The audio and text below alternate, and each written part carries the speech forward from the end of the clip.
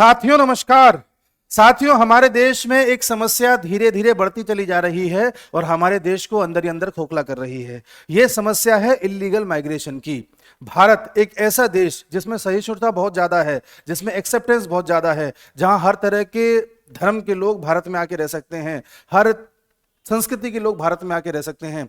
भारत ने दुनिया के हर पीड़ित व्यक्ति को अपने यहां शरण दी है। इस बात का फायदा उठाते हुए पिछले 60-70 साल से हमारे भारत में लगातार अलग अलग तरह के लोगों को प्रवेश कराया जा रहा है और न सिर्फ प्रवेश कराया जा रहा है, उनको झुंड में एक जगह पर, कभी किसी जगह पर, कभी किसी जगह पर सेटल कराया जा रहा है। फिर इनके वोटर आईडी कार्ड बनवाए जा रहे हैं और फिर चुनावों को प्रभावित किया जा रहा है। यह घटना कोई नई नहीं है, बहुत लंबे समय से ये सब हो रहा है। लेकिन पहले चूंकि सोशल मीडिया वगैरह नहीं था, रिपोर्ट्स उतनी ज्यादा पॉपुलर नहीं हो पाती थी।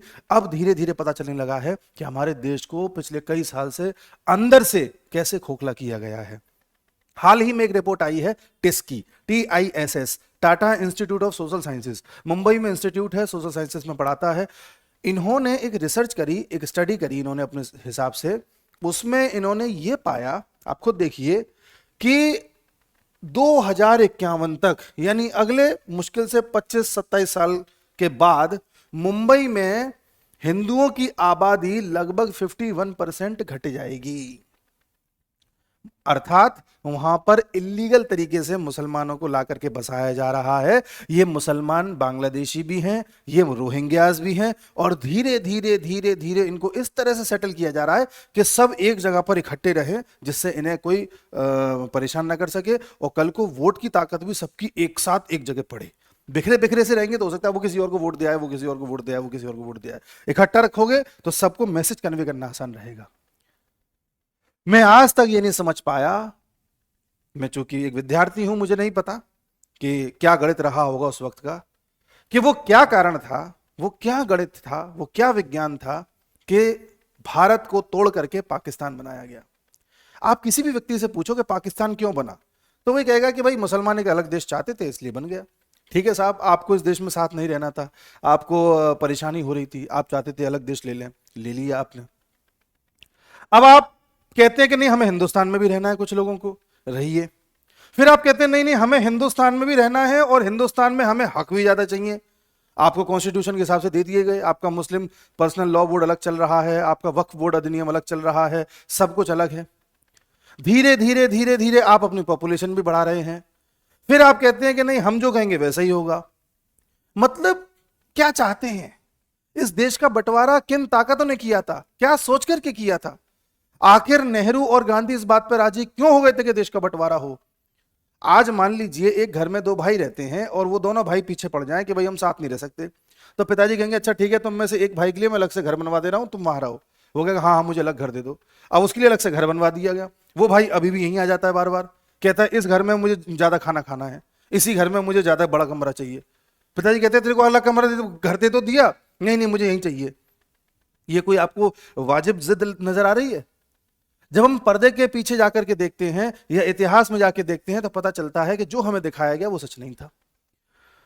जरूर कुछ लोगों की महत्वाकांक्षाएं थी, कुछ लोगों का पर्सनल ग्रीड था, जिसकी वजह से देश को दो भागों में बांटा गया और एक इंसान ने वहां पर राज किया, एक इंसान ने यहां पर राज किया।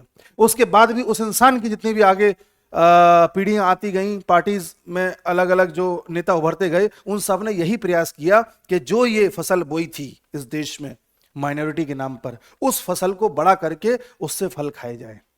और आज यही किया जा रहा है। जब इनको लगा कि अपनी फसल भी कम पड़ रही है तो इधर उधर से भी आने दो, बांग्लादेश से आने दो, म्यांमार से आने दो, पाकिस्तान से आने दो, और आकर के इस देश में अंदर ही अंदर इसको खोखला बनाओ। मैं मुसलमानों के खिलाफ नहीं हूं, आप गलत मत समझना मुझे। मैं खिलाफ उस नियत के हूं जिस नियत के तहत मुसलमानों का यूज किया जाता है। यह मुसलमान को भी नहीं पता कि उसका यूज हो रहा है। मुझे मेरे देश के मुसलमान से मतलब है, बाहर के मुसलमान से मतलब नहीं है। हाँ, इस बात के खिलाफ जरूर हूं कि किसी और देश का इलीगल तरीके से मुसलमान क्यों आ रहा है। आप रहिए पाकिस्तान में, बांग्लादेश में रहिए, और आ रहे हैं तो यहां इस तरह से सेटल क्यों हो रहे हैं कि अपनी जनसंख्या बढ़ाई जा रहे हैं, हिंदू वहां पे धीरे धीरे कम होते जा रहे हैं। ये केवल मुंबई का मामला नहीं है, ये मामला झारखंड का भी है। हमारे देश में एक बॉडी है NCR, ST, national commission for scheduled tribes, यानी कि जो हमारे आदिवासी लोग हैं, जनजातियां हैं हमारे भारत में, उन सबके हितों की देखरेख करता है ये इंस्टीट्यूट। इस इंस्टीट्यूट ने भी अपनी एक रिसर्च करी थी कुछ दिन पहले, और इसने ये कहा है कि भाई झारखंड में सचेत हो जाइए। झारखंड में जो संथाल वाला रीजन है, जो उधर वेस्ट बंगाल को टच करता है, उस संथाल वाले रीजन में बड़ी मात्रा में लंबे समय से इलीगल माइग्रेंट्स आए हैं, बांग्लादेशी रोहिंग्याज आए हैं, आकर के बस गए हैं, और वहां पर जितने भी एनजीओज हैं, झारखंड में जो एनजीओज हैं, उन सब ने मदद करी है इन लोगों की। वहां पर लोकल गवर्नेंस जो होती है उसने भी मदद करी है। और इन लोगों ने क्या किया है, आकर के, अब चूंकि आदिवासियों की जमीन है, ट्राइब्स की जमीन है, अब उन जमीनों को आप डायरेक्टली कब्जा नहीं सकते, उन पर आप अपना कानूनी अधिकार नहीं जता सकते, क्योंकि उनके नियम कायदे कानून अलग होते हैं। तो इन्होंने क्या किया, जो ये बांग्लादेशी और रोहिंग्याज आए, इन्होंने आदिवासी महिलाओं से शादी करना स्टार्ट कर दिया। शादी करने के बाद में अब इनको भी अधिकार मिल गया उनकी जमीनों पे, उन महिलाओं की जमीनों को कब्जा करना स्टार्ट कर दिया। धीरे धीरे धीरे अपनी बस्तियां बसाना स्टार्ट कर दिया। फिर इनके वोटर आईडी कार्ड बनने लग गए, फिर अपने टाइप का नेता ये लोग चुनने लग गए। उन नेताओं ने इनके लिए और काम करना स्टार्ट कर दिया। और इस खबर में तो ये तक छपा है कि जो भी इनके नेता वगैरह जो आते रहे, उन लोगों ने इनके लिए, जो ये इलीगल मुसलमान आए हैं, इनके लिए कब्रिस्तान तक बनवाए हैं 28-28 लाख के। कई कब्रिस्तान बने हुए हैं। अब बताइए, ये चीज लंबे समय से चल रही थी, ये तो एनसीएसटी ने खोज करी तो पता चला। महिलाओं को बहला फुसला के ब्याह कर लिया जाता है उनसे। हमारे देश में जो एनजीओ खुल गए हैं फर्जीवाड़े तरीके से, इन एनजीओ का काम ही यही है, ये खोले जाते हैं जानबूझ के, जो एक पॉलिटिशियन की मदद करते हैं इलीगल माइग्रेंट्स को देश में बसाने में, बाहर का पैसा देश में लाने में, उस पैसे को अलग अलग लोगों में बांटने में, हर उस मकसद को सिद्ध करने में जो विदेशी ताकतें, ये ऐसी ताकतें चाहती हैं जो भारत को अंदर से खोखला कर दे। तो झारखंड की मैं आपको केस बता चुका। बंगाल में किस तरह से ममता बनर्जी खुलेआम समर्थन करती हैं ऐसे तत्वों का जो देश के खिलाफ हैं, ये हम में से किसी के सामने छुपा नहीं है। हम में से कई लोगों को ये लगता है कि ममता बनर्जी ये सब जो कर रही हैं ये शायद सुधर जाएंगी अब, या जो आरजे कर मेडिकल कॉलेज में हुआ उस घटना के बाद जो प्रोटेस्ट हुए उससे ममता बनर्जी बैकफुट पर हैं, लेकिन अब धीरे धीरे उनको सबक आ जाएगा और सुधर जाएंगी। वो नहीं सुधरेंगी। उसका कारण है, उनकी मजबूरी है ऐसे तत्वों का समर्थन करना जो बांग्लादेशी टाइप के हैं, जो वायलेंट नेचर के हैं, जिनका मकसद है उपद्रव करना। क्योंकि ममता बनर्जी का वोट बैंक ही यही है जी। ममता बनर्जी को पता है कि अगर मैंने इनको नाराज कर दिया तो हिंदुओं का तो एकजुट वोट मुझे मिलने से रहा, इनका भी वोट नहीं मिलेगा, मैं जीत ही नहीं पाऊंगी। यही चीज है उद्धव ठाकरे की। उद्धव ठाकरे जो कि बाला साहब ठाकरे के बेटे हैं, बाला साहब ठाकरे को हिंदू हृदय सम्राट कहा जाता था, जिनके नाम से दाऊद इब्राहिम भी कांपता था। ऐसे व्यक्ति का बेटा आज पॉलिटिक्स के मामले में उस दहलीज पर आ गया है कि खुलेआम ऐसे तत्वों का समर्थन कर रहा है जो हिंदू विरोधी हैं। और मुंबई में जो इस तरह से बसाए गए जितने भी इलीगल तरीके से लोग आए, इसको बसाने में नेताओं का हाथ रहा होगा, हो सकता है बॉलीवुड का भी हाथ रहा हो सकता है फॉरेन प्लेयर्स का भी हाथ रहा हो, किसको क्या पता। बॉलीवुड में किस तरह से फिल्में बनाई जाती हैं एक धर्म को बदनाम करने के लिए, हम और आप में से किसी के सामने छुपा नहीं है। मैं तो लॉरेंस बिश्नोई का कई बार ये मानता हूं कि लॉरेंस बिश्नोई ने ऐसा खौफ पैदा कर दिया बॉलीवुड में कि जब से लॉरेंस बिश्नोई ने सुर्खियां प्राप्त करना स्टार्ट की है, तब से बॉलीवुड में ना तो हिंदुओं का एक भी अपमान हुआ है, ना ही ऐसी कोई फिल्म रिलीज हुई है जिसमें हिंदुओं का अपमान हो रहा हो, और ना किसी की हिम्मत हो रही है कि हिंदुओं के बारे में कोई नेगेटिव कमेंट कर दे। ये इस देश की बॉलीवुड इंडस्ट्री है। उसी तरीके से अगर हम देखें, दिल्ली का केस ले लीजिए। दिल्ली में आपको लगता है कि जो ये केजरीवाल साहब कर रहे हैं या जो कुछ भी दिल्ली में हो रहा है, ये क्या इसलिए हो रहा है कि इन्हें पता नहीं है? कुछ सब पता है जी। दिल्ली में भी जब देश का बंटवारा हुआ था तो कई सारे पाकिस्तानी देश में आकर के दिल्ली में सेटल हो गए थे कि हमें पाकिस्तान नहीं जाना, हमें तो भारत में ही रहना है। फिर बांग्लादेश से आकर के सेटल होने लग गए दिल्ली में कामकाज की तलाश में। दिल्ली में शाहीन बाग में चले जाइए, बड़े स्तर में मिल जाएंगे आपको बांग्लादेशी। और धीरे धीरे रोहिंग्यास भी वहां पलायन करने लग गए, उन्हें पहुंचाया जाने लगा। कई तरीके से उनकी इलीगल ट्रैफिकिंग करी गई, जहां पर इनको म्यांमार से लाया गया भारत में, भारत से दिल्ली में लाया गया, और रशिया भी जाते हैं। और इन्हीं इलीगल तरीके से आए हुए मुसलमानों को वोट बैंक बनाया है अरविंद केजरीवाल ने। तो इसलिए आपको कई बार अरविंद केजरीवाल, उद्धव ठाकरे, ममता बनर्जी, उधर अब्दुल्ला परिवार, इधर कांग्रेस, सब एक जैसा सुर आलापते दिखाई देते हैं, अखिलेश यादव भी, क्योंकि इन सबको जो वोट चाहिए वो चाहिए मुसलमानों का। ये चाहते हैं कि हमें मुसलमानों को इकट्ठा वोट मिल जाए और हिंदुओं को जाति में तोड़ के रखो, और हिंदुओं में से कोई एक जाति मिल जाए तो इतना परसेंटेज हो जाएगा कि हम सत्ता में आ जाएंगे। जैसे आप अगर बात करें यूपी की, तो यूपी में समाजवादी पार्टी को चाहिए कि मुसलमान पूरा का पूरा उसे मिल जाए वोट, और उधर यादव तोड़ ले, यादव उसको मिल जाए। ये वो बात अलग है कि समाजवादी पार्टी अपने परिवार के यादवों के अलावा किसी को टिकट भी नहीं दी है इस बार, लेकिन अब भाई तोड़ लिया जातियों में। यही मायावती करती थी कि दलित आ जाएं और मुसलमान आ जाएं। यही ममता बनर्जी वहां करती हैं। यही मुंबई में करने या महाराष्ट्र में करने का प्रयास किया जा रहा है। भारत में ये एक नेता जाति जाति जाति जो लगातार करता रहता है, वो इसलिए नहीं करता रहता है क्योंकि उसे पता नहीं है, वो इसलिए करता है क्या कि आप कभी ये महसूस ना कर पाए कि आप हिंदू हैं। आप हमेशा ही महसूस करें कि आप यादव हैं, दलित हैं, पंडित हैं, ठाकुर हैं, बनिया हैं, वगैरह वगैरह वगैरह। और उधर आप हैरान होंगे जान के कि हिंदुओं से ज्यादा जातियां मुसलमानों में हैं, लेकिन मुसलमानों को कभी जाति से सूचित नहीं किया जाता, उसको मुसलमान ही कहा जाता है, ताकि मुसलमान इकट्ठा रहे, उसमें एक ही कॉन्शियसनेस रहे कि हाँ कांग्रेस को ही वोट देना है, इसलिए वो हमेशा एज अ मुसलमान ही कहा जाता है। जबकि मुसलमानों में 75 जातियां हैं, नाम भी नहीं पता होंगे किसी को। इस देश की ये विडंबना है, मैं इसके खिलाफ।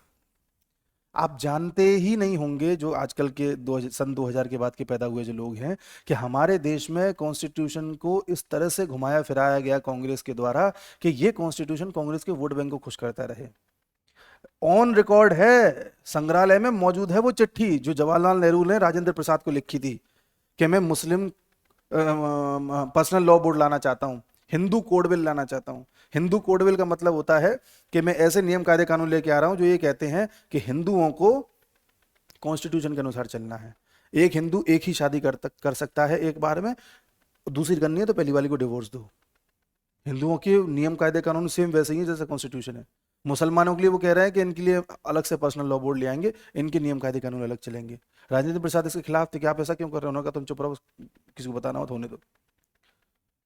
उसके बाद वक्फ बोर्ड आया। उसके बाद आपको पता है एक केस हुआ था जिसमें शायरा बानो केस, जिसमें उसको उसके पति ने तलाक दे दिया था, उसको पलट दिया कांग्रेस ने।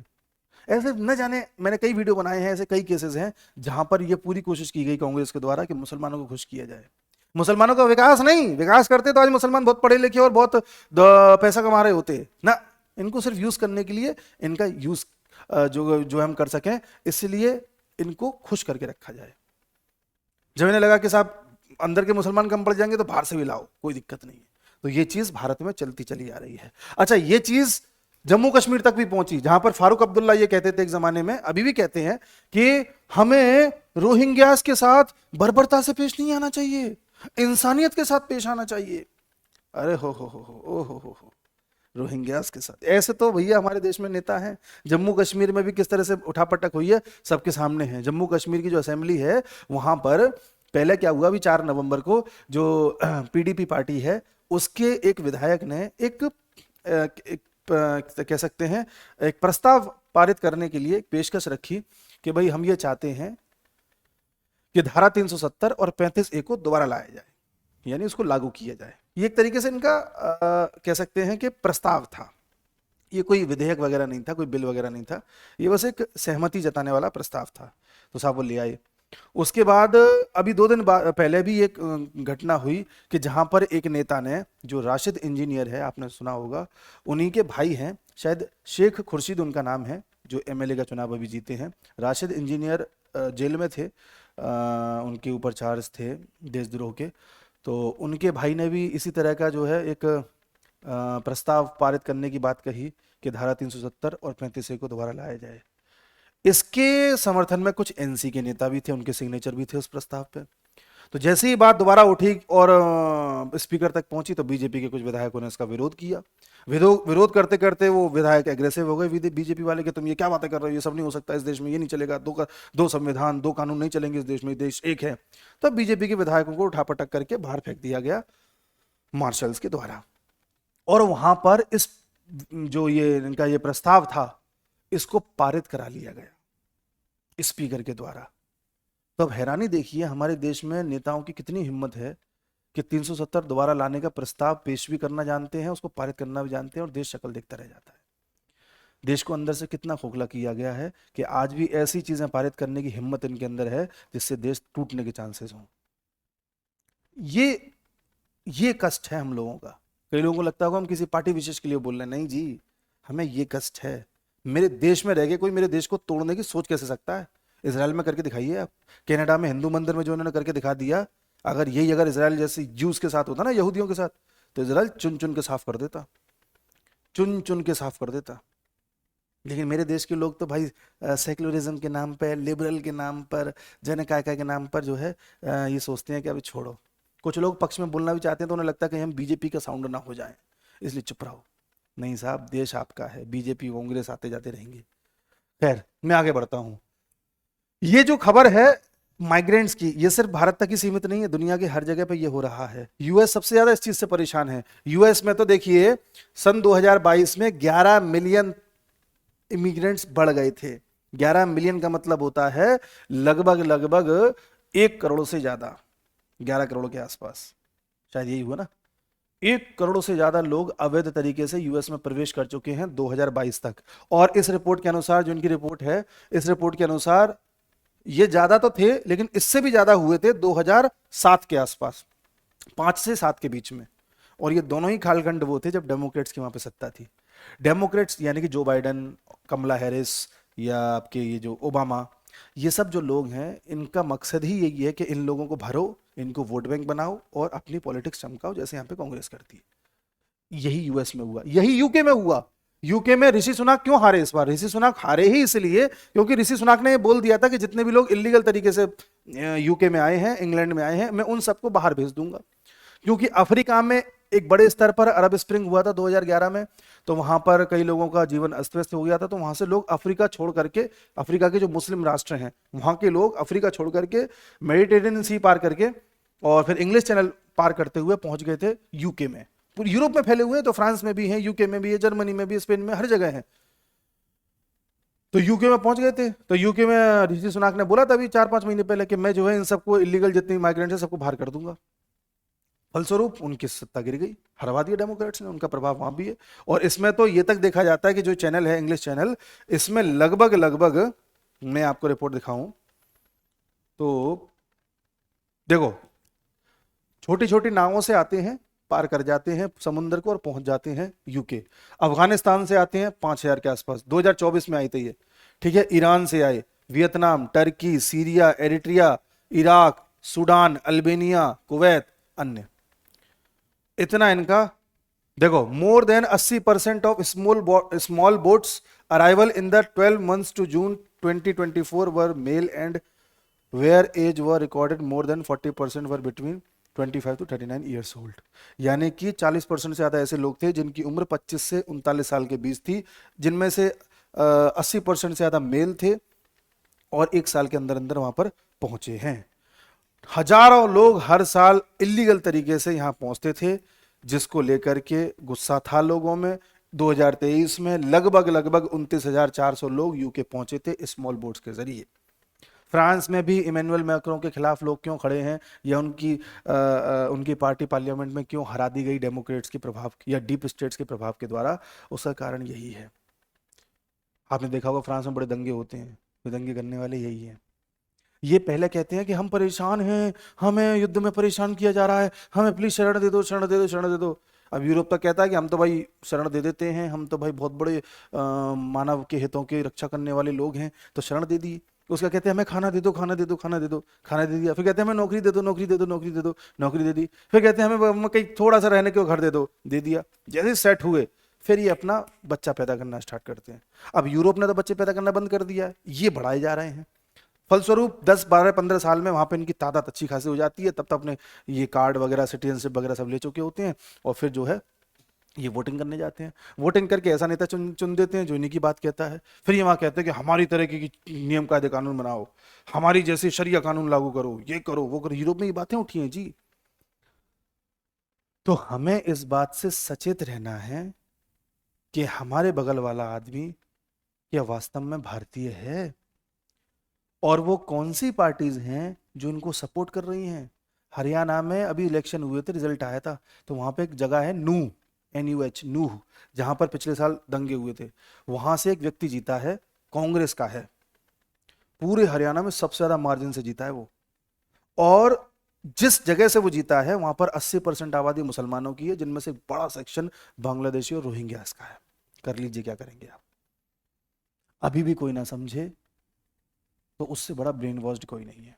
आप इसे बीजेपी या पॉलिटिक्स से जोड़ के मत देखिए, इसे देश से जोड़ के देखिए। इस चीज़ों से हमें सावधान रहना है। ऐसा नेता चुनिए जो देश की बात करे, चाहे वो किसी पार्टी का हो, हमें पार्टी से मतलब नहीं है। और ऐसे लोगों से सावधान रहिए जो ऐसे लोगों का समर्थन करते हैं। बाकी तो ये है कि ये जितने भी आपको देश दिख रहे हैं, मैं भी चर्चा कर रहा था, यहीं से गए हैं यूरोप में, कुछ यहाँ से भी गए हैं, ऐसा नहीं है, यहाँ से भी गए हैं। भारत में पाकिस्तान से आते हैं, बांग्लादेश से आते हैं और म्यांमार से आते हैं। बांग्लादेश और म्यांमार एक ही कह सकते हैं, हम यहीं से घूम के आ जाते हैं। ठीक है, रशिया में भी पहुंचते हैं अलग अलग जगहों से, मैक्सिको से यूएसए में पहुंचते हैं। ये इनका रूट है। यहाँ पर पड़ता है आपका इंग्लिश चैनल, फ्रांस और यूके के बीच में, यहाँ से पहुंचते हैं सीधे यूके में। अरब स्प्रिंग इसी क्षेत्र में आई थी जिसकी मैं बात कर रहा था, 2011 में। इस क्षेत्र में लोग इतने ज़्यादा भड़क गए थे अपने अपने डिक्टेटर के ऊपर कि उसको जो है सड़क पे लाके मार दिया था। इसे अरब स्प्रिंग कहते हैं। इसमें बहुत बड़ा हाथ बराक ओबामा का था, लोगों को भड़काने में और सत्ता परिवर्तन करने में। तब मारकाट मच जाने के कारण यहाँ से कई लोग पलायन कर गए थे और यूरोप पहुंच गए थे। ये कहानी है। तो हम सबको क्या करना है, सचेत रहना है।